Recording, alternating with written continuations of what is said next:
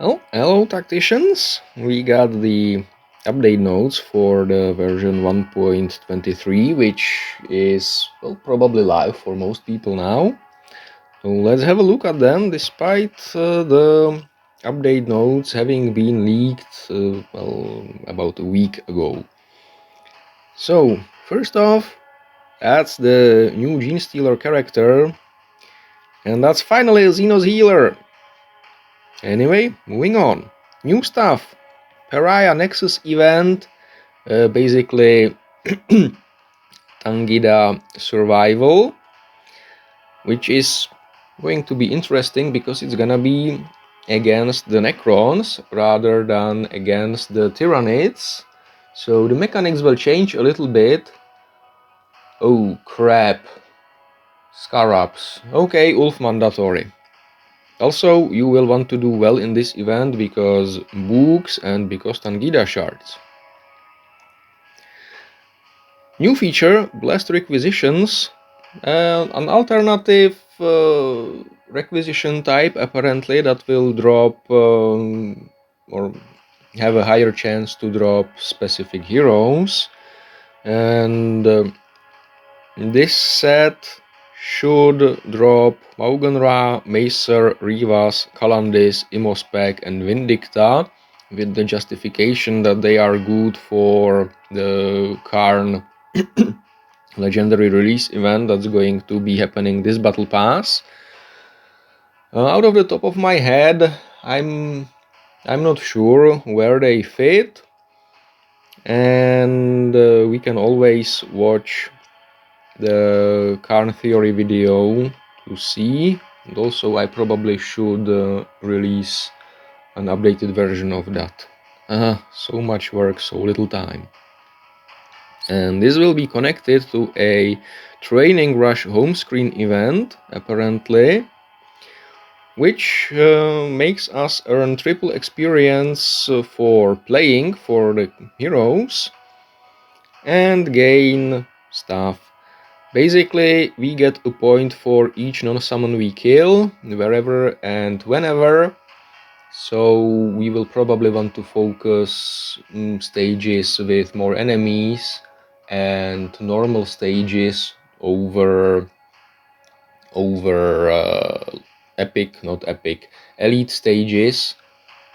If we go for the experience, then we probably still want to do the elite stages. Oh well, choices. Next battle pass, Isabella, which is good because Isabella currently isn't grindable if you haven't bought her from the Welcome to the Game second pack. Okay, more ways to get non-grindable characters in the game is always good, and I think having removed Isabella from the guild shop because she's too overpowered, quote unquote, was a bad move from Snowprint. New heroes. Holland Baumgart from the Gene Stealer cults, a Biophagus. So that's a hero release event, classic one, but it's gonna be the first proper Xenos healer and not just a mechanic, so you will want to grind the heebie-jeebies out of this one. And for the Tyranids, the Parasite of Mortrex, unlockable in the Epic Battle Pass, the next Battle Pass, which is gonna suck because, well, as a free-to-play, you will get something like 190 shards of him, and then it will take about 2 years, maybe a year, I'm exaggerating a little bit, to get the character from the random shard rewards and from Rogue Trader. Case in point, how long has it been since Asmodee's Battle Pass? And as of now, I am missing 6 shards of him. And that's only because he's been popping up in the Rogue Trader a lot over the last month for me. New Guild Wars with some changes, cool, new incursion, and this introduces the Tau broadside battlesuit being piloted by a Shasrev, Yorlat, Sonji, and I probably mutilated that. Looking forward to this because, well, call me a weeb, and rightfully so, but I love the Tau battlesuits. New campaign zone, Mirror Elite same hand, zone 5, which is the Mogan zone, and I just played through that because it's a Saturday, so double gold. And I found a very interesting way to use Wraith Guards. So more of that when my long play of the Zone 5 video is up. You will enjoy the final stage, I promise you that. One way or another, you will. Upcoming TA, Faction War, Epic, everybody except Blood Angels and Gene Stealer cults is playable. The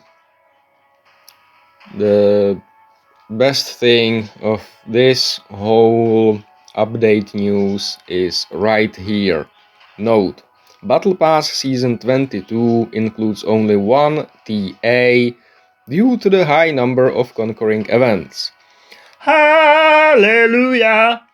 Hallelujah! Hallelujah! Hallelujah! Ave Imperator!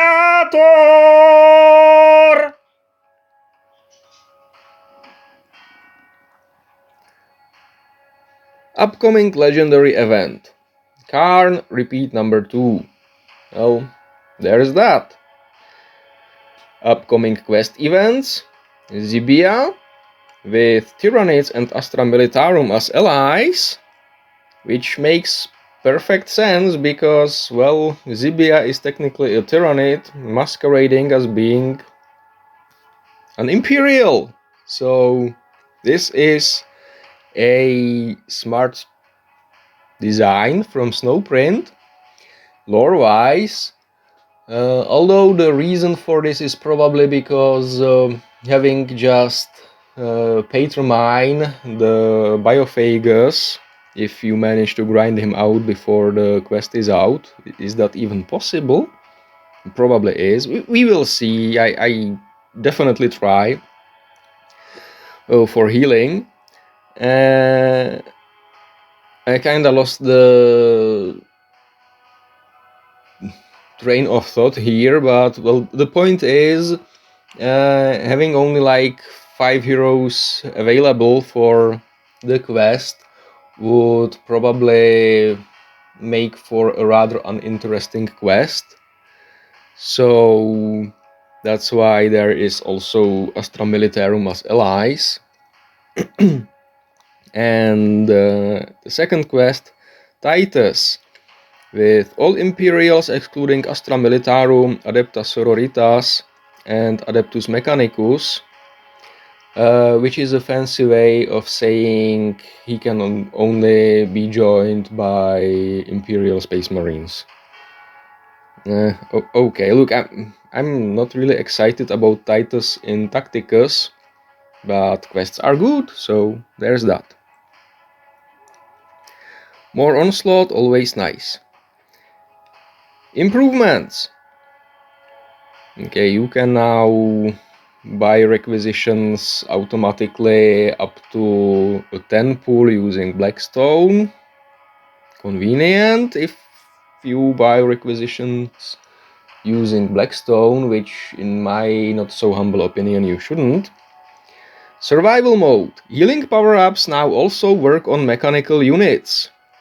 They haven't before. Okay, that looks like a classic SnowP oversight because I suspect the healing hex in same hand stages doesn't either. It at least didn't. I haven't checked in a while. Guild War. Okay, this is probably the majorest change in this update. To cut it short, if you damage a hero and fail to kill it in the Guild Wars, then it will start the next fight at reduced max and current health, which will make it easier to attack lineups such as full Death Guard with Rodbow and healer heavy teams. This is symmetric pretty much, it affects both teams, so why not? A new visual effect for applying marker light, new effect icon for the Warprift, new unit effect on the unit that is taunting the target of mind control by Zibia. This is good because, well, this is something I've been missing in the game.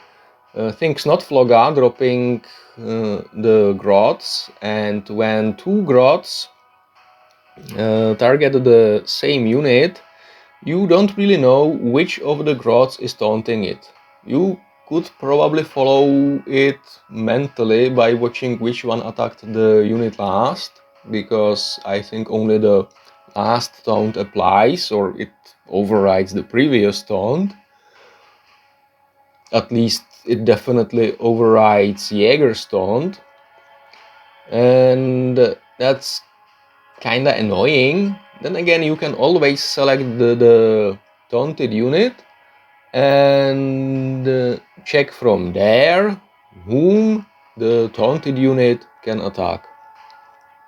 Still, easier and more navigable user interface is always better. Niall can now be used by selecting a target even if he needs to move to it, which apparently wasn't possible before, but it's a good change because even though I don't use Niall, I prefer to use the abilities in this way, except in my quest playthroughs where I try to make the use of the abilities more obvious. Some ability descriptions have been tweaked to be more easy to understand. That's always nice. Shop changes. New shop product, daily coin stack. So now you can get 3000 coins, at least on my level. Maybe lower level players will have a different offer. Every day by using an advertisement or by paying 25 Blackstone. Now, from my point of view, I'd rather use the ad on a shop reset to buy upgrades with gold. But I can see how a new player who is just starting out and spent all his gold on upgrades and on abilities could use that gold more. So I think this is a good thing. One little annoyment about it is that it shows you the green notification, so it kinda looks like you have more requisitions than you do, but it's not a big deal. Blah blah blah, some paid offer changes that I do not care about being free to play. Balancing. Widen the brackets of Tournament Arena. Ignore. Each daily Battle Pass mission now grants 1 munition for the Machines of War, which is a good thing. And to streamline rewards, we have removed the small amount of munitions from Arena rewards. Okay, so a slight nerf at the same time. Reduce the number of coins needed to craft ability badges and orbs at the forge. Well, you shouldn't be crafting badges and forge in the first place, except for some emergencies where you really need that next ability level or to ascend a character now. maybe to unlock a hero in the legendary release event or something, but other than that, you really shouldn't. Campaign drop system improvements. TLDR, you know, likey Vichenji. Based on this, that looks like a positive change, because, well, we need to grind out a lot of stuff in the campaign, and the new system, I mean the old new system, when the Mercy was first implemented, I don't know, I'm torn on it, because I've been grinding out Ahriman the last few months, and in the previous Battle Pass season, or the one that's still running now technically, I would get on one day 11 Ahriman shards just from doing the 3 elite campaigns and the 10 normal campaigns, which was great. But I would also get 1 Ahriman shard for doing the same, which sucked horse dick. And I disliked the 1 shard per day more than I liked the 11 shards a day.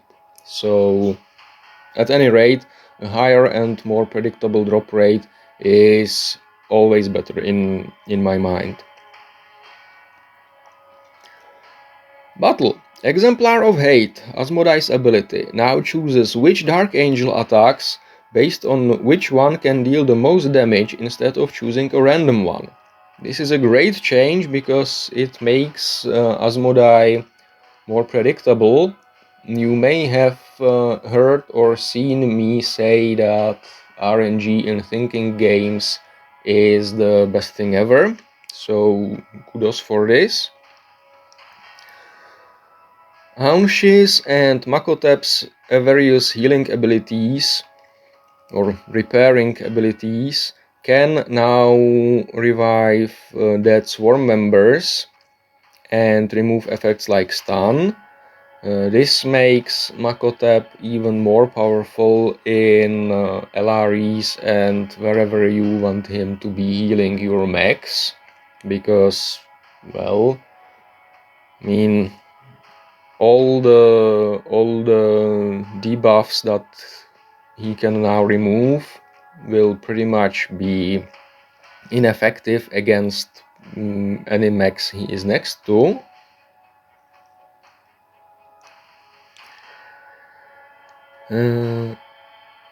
Effect will now stay on a unit if it is revived. That's a good thing, I think.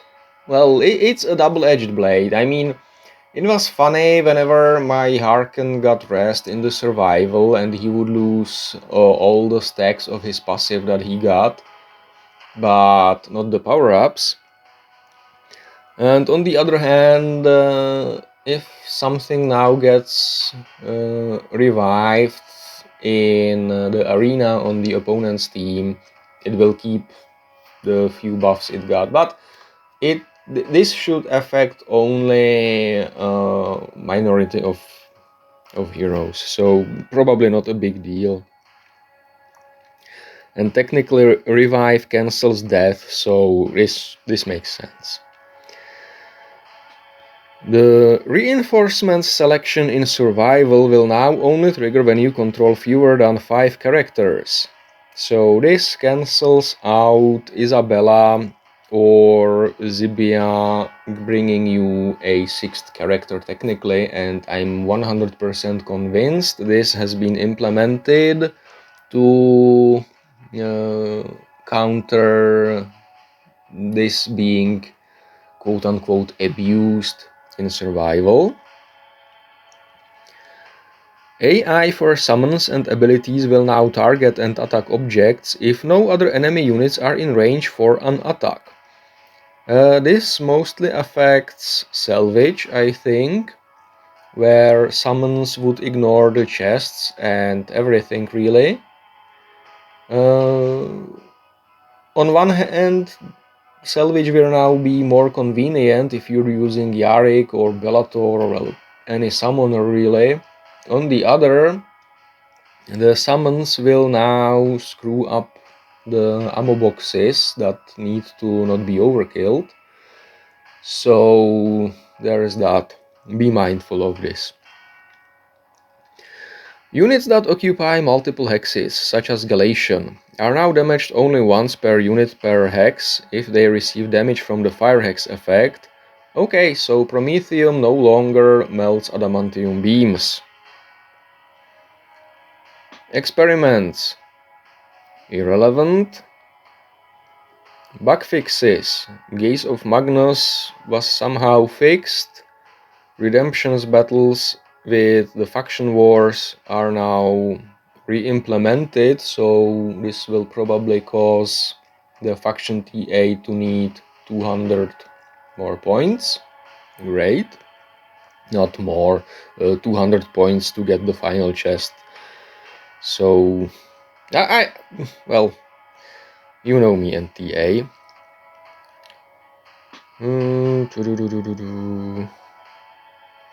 Screamer Invocation. Abraxas Guild Boss no longer counts enemy demons, meaning demons on the player team, when determining whether it should trigger. That's a classic programmer error.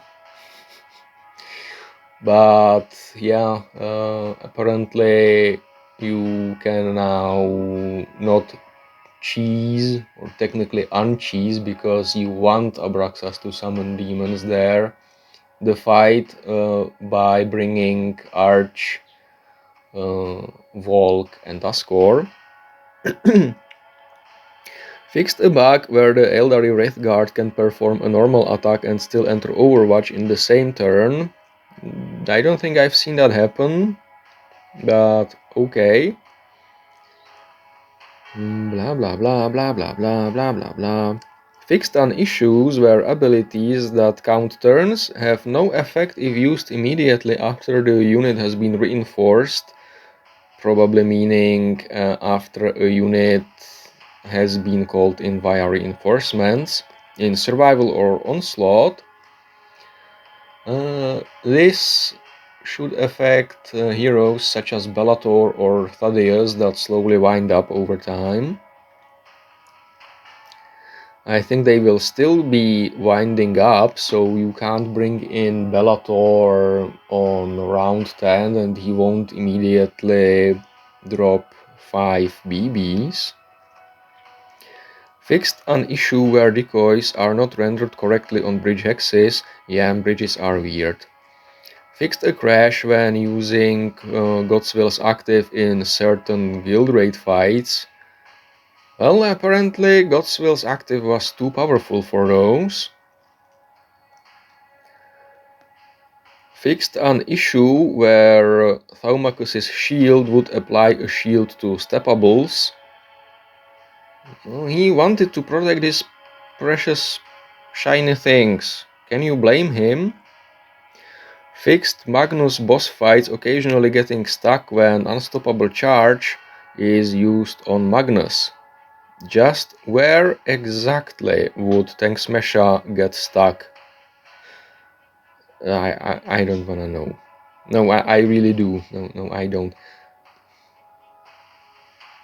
Anyway, fixed demons summoned from the Warp Zone building in Guild War sometimes not attacking. What do you mean sometimes? I haven't seen them attack a single time. But if this is changed, then the Warp Rift is no longer a 100% boon to the attacker. Fixed displacement effects such as God's Will's active, pushing enemy units onto bridge hexes from a hex from which units cannot normally move onto the bridge. Well, okay, I can understand this change, but then again, wasn't he just punting the targets so hard that he would send them flying there? I mean, I can understand both ways in a funny fashion. Fixed summons occasionally not ending their turn correctly if summoned during an enemy turn in survival, leaving them controllable. I think this only should affect Cal. So I can't think of... Oh no, blue horrors. These can also be summoned technically during the enemy turn, because they split off a killed pink horror. Huh. Well, anyway, I don't think I have seen this bug, but I think I've heard it mentioned. Oh well. So we get a bunch of new characters. We get a healer for Xenos. I'm just kinda curious about what catches the Biophagus will have. And we get only one TA this season, so I am legit a happy panda now. Anyway, I think this is all pretty much, so thank you for watching this, and I'll see you around. If you enjoyed this video, like it, share it, subscribe to the channel, and watch the video again.